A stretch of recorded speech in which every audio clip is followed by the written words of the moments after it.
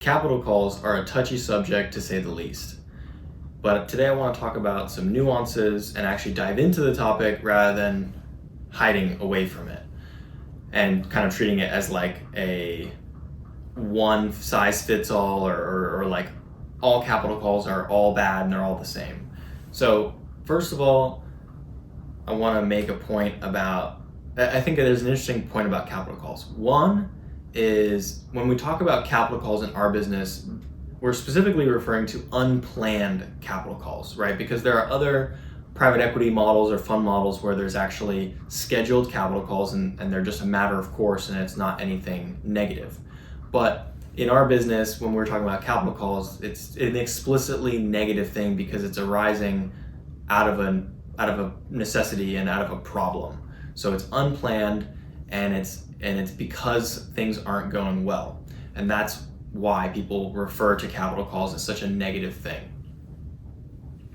And while it is true that to issue a capital call as a sponsor is not a positive thing, and depending on the reason and the circumstances, it perhaps could be an embarrassing thing or just a very negative thing.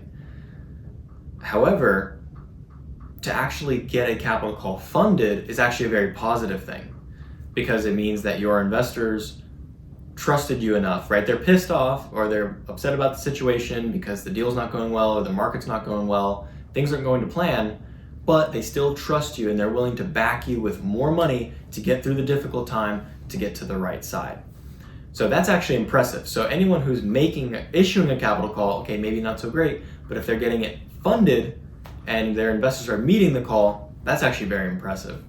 And so I want to paint a very kind of pointed example to perhaps reframe what a capital call could do for an investor. So first of all, for my example, imagine you invested $100,000 into a deal at the top of the market back in 2021, which means, the deal you invested in, you overpaid for the deal and perhaps you over-levered the deal and it's got floating rate debt. And so it has debt issues, it has a basis issue, and maybe instead of thinking that rents were going to go up and up and up, now they've been flat for the last few years. So you're underperforming on a pro forma basis, on a cash flow basis because of interest rates, and of course on a value basis, you're not doing well either because you paid a high price, cap rates expanded, and you're not meeting your pro forma. So from a NOI and a cap rate perspective, you're underperforming from a value perspective. That's what brings you now to this crossroads of a capital call. So what do you do? And I'm going to oversimplify and I'm going to speak in absolutes to make my point. Obviously in real life, there's no guarantees. Right? When we talk about investing, we don't use the G word. There's no guarantee, but for the purposes of this conversation, I'm just going to paint a simple picture, oversimplified and with absolutes. So you invested $100,000 into this deal, which I just explained what's gone on with the deal. Now, the sponsor comes to you and says, hey, we need to make a capital call. You need to put up $50,000, which is 50% of your original investment, in order for us to be able to do a loan modification or a refi and basically pay down the existing loan to kind of right size our balance sheet and to put us on a more stable path of getting towards positive equity and recouping and making all of our equity back. So long story short, the sponsor says, if we don't do this capital call and if all the investors don't put up 50% of their original investment, then let's say for the purposes of this example, to oversimplify, the property is going to be foreclosed and 100% of the original investment will be lost. So you will lose your $100,000.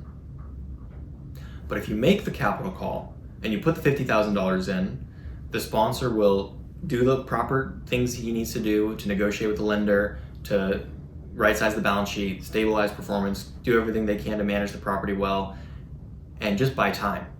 And the sponsor says, and for the purposes of this explanation, 5 years from now, the sponsor guarantees basically that you'll be able to get your $50,000 back and your $150,000 back. Now, there's not going to be any distributions for this 5 years, so there's no cash flow, but you will get all your money back. You won't get any return, right? So you put in that 50 and you're just going to get 50 back, and you're going to get the $100,000 back as well. So on the surface, a lot of people think about this scenario, maybe not so explicitly and maybe not with such absolutes, of course, but in general, people think about capital calls and they think about, well, why would I put good money after bad, right? It's a fundamental business concept.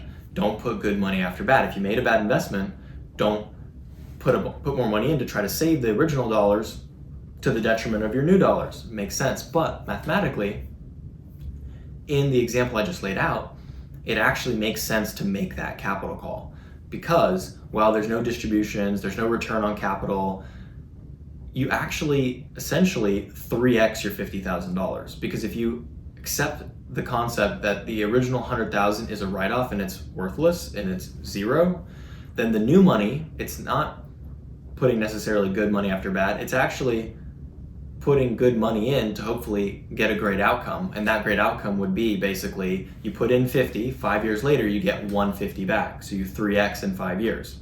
Now, if you hold all things constant, the same assumptions that lead you to believe to be able to get that 3x on basically saving your original 100, and you apply the same fundamentals and underwriting parameters to a new deal, you're not going to most likely underwrite to a 3x. Maybe it's possible that you end up with a 3x, but holding the underwriting constraints or underwriting parameters the same, you can't invest in a deal today and with a solid underwriting with a 3x return. So that's another concept that a lot of people assume about a capital call. It's like, why would I make this capital call on an existing deal that's not going well when actually the market's down? I can buy new assets at a discount.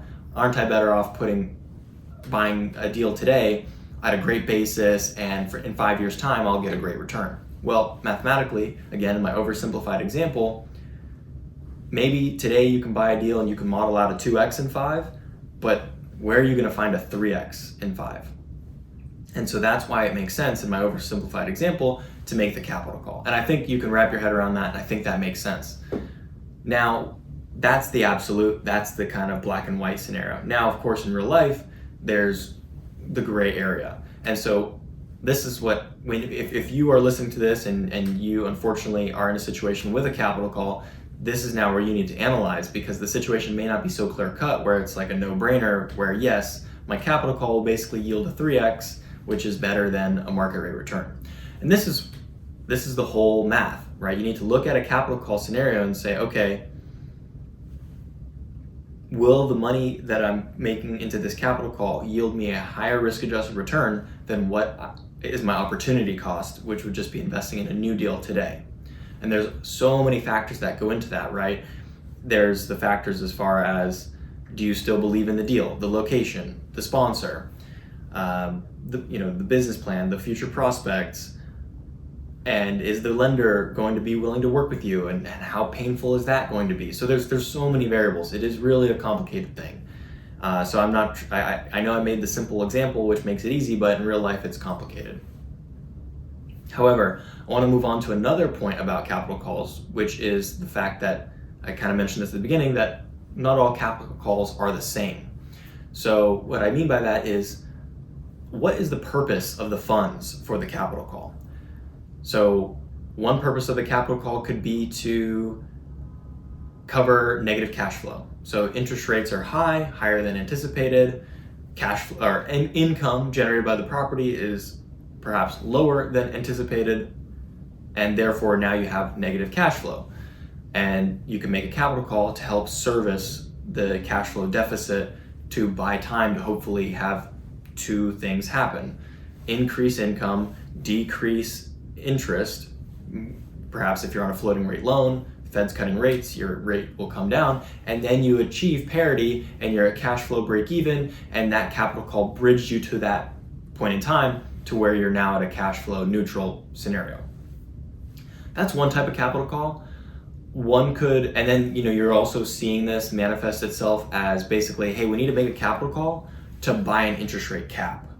It's the same thing. An in the money interest rate cap is just basically pre-funding interest payments. Now, that might be a topic for another video. If that doesn't make sense to you, maybe you can try to find some information, but that's really what an in the money interest rate cap is. So that we call a band-aid capital call, because it is a temporary fix, and that's maybe all you need. Maybe all you need is a temporary fix. Maybe you just need kind of a 1-year bridge, maybe a 2-year bridge to get you to cash flow neutral, to where the deal can survive on its own and you're kind of on a good path moving forward. But we kind of derisively look at that as more of a band-aid capital call because it's second to what the best type of capital call is, which is essentially a recapitalization or a restructuring of the deal, of the deal's capital structure. And so this would, I mean, that sounds all fancy, but it's really just simple.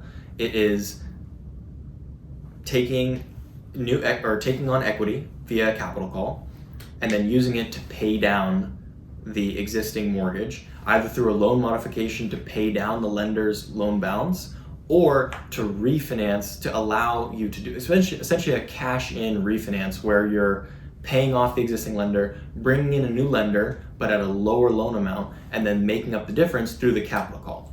The reason why this is superior to the Band-Aid capital call is because it's kind of a more permanent solution where you're restructuring the balance sheet or the capital structure, and you're setting the property up kind of day one of the capital call on a stable path, right? You've brought down the debt amount and then therefore the interest amount, and you're instantly at a cash flow positive situation.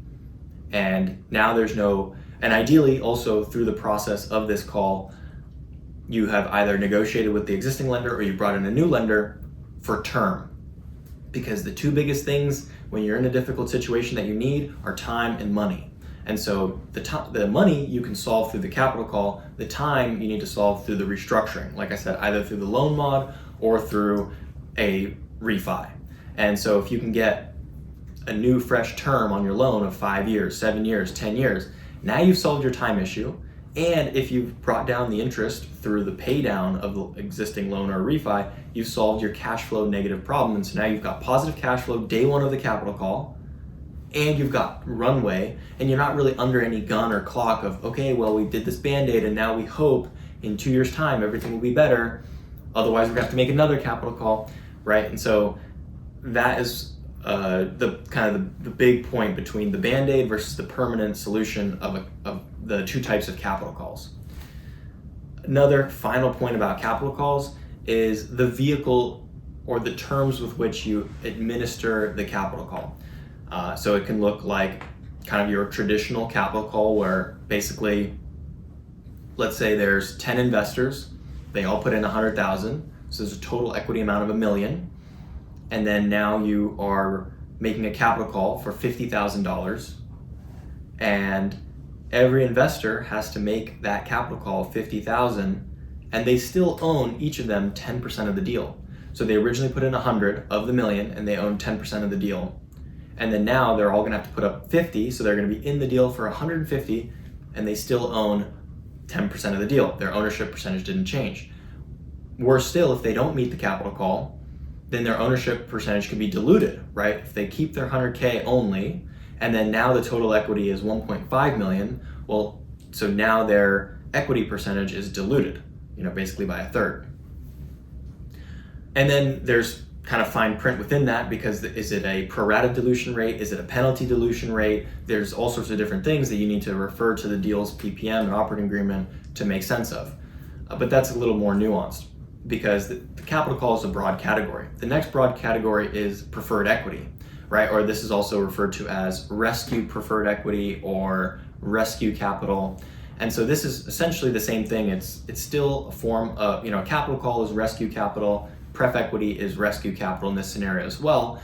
It's just, rather than raising the new money in as an equity instrument, it's new capital in as a debt instrument, right? Because preferred equity is kind of that blended middle between equity and debt, but in many ways it really acts more like debt. And so you're kind of raising more debt to solve your issue of negative cash flow or being over levered. So it's a little bit interesting, because pref equity is kind of a funny situation where you might be solving an over leveraged issue with more leverage, right? So you have to look at the fine print of the deal. You have to look at the cost of the capital, and that's a more nuanced conversation. But rescue pref can be quite expensive, and so it's therefore maybe not explicitly dilutive to the equity, to your ownership percentage, but it can be dilutive just based on the cost of it, and the original equity is subordinate to the preferred equity.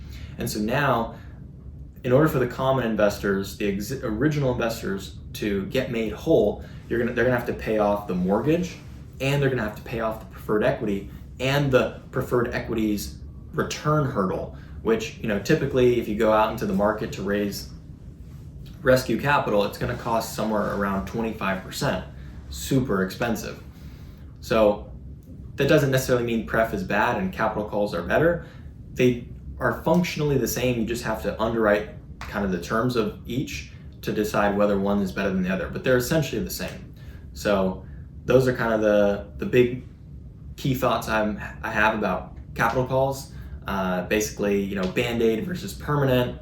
Oh, the other actually really important thing about the difference between the two is you will see that a Band-Aid capital call is a typically smaller capital call that's going to be like 25% or less of the original investment. So if you invested $100K, a Band-Aid might look like, hey, you need to put in $15,000, right? 15%. Whereas a permanent solution type capital call is more dramatic, and it's like 50%, 30% plus of the original investment, because that's kind of what it takes to really orchestrate that permanent solution to do the loan mod or the payoff of the existing mortgage. So yeah, that's something to also keep in mind. Like, you might be thinking, well, if it's between a Band-Aid and a permanent solution, of course I'll choose the permanent solution. Well, it comes at a cost, right? It's a bigger, more meaningful capital call, and so it's more like ripping the Band-Aid off rather than doing like a small fix and then the next fix coming down the road. It's like rip the Band-Aid off, fix it all at once. So now I'm kind of mixing up my idioms and phrases here, confusing you, but that is something that you'll see, right? It's a harder pill to swallow to go to your LPs and say, I need a 50% capital call. Whereas you might want to just kind of say, hey, I just want a 10% capital call. And in reality, the right move would be to make the bigger call and actually fix it rather than just kind of keep on bleeding at the higher interest. So kind of a dark topic, unfortunate topic, but these are the nuances associated with capital calls.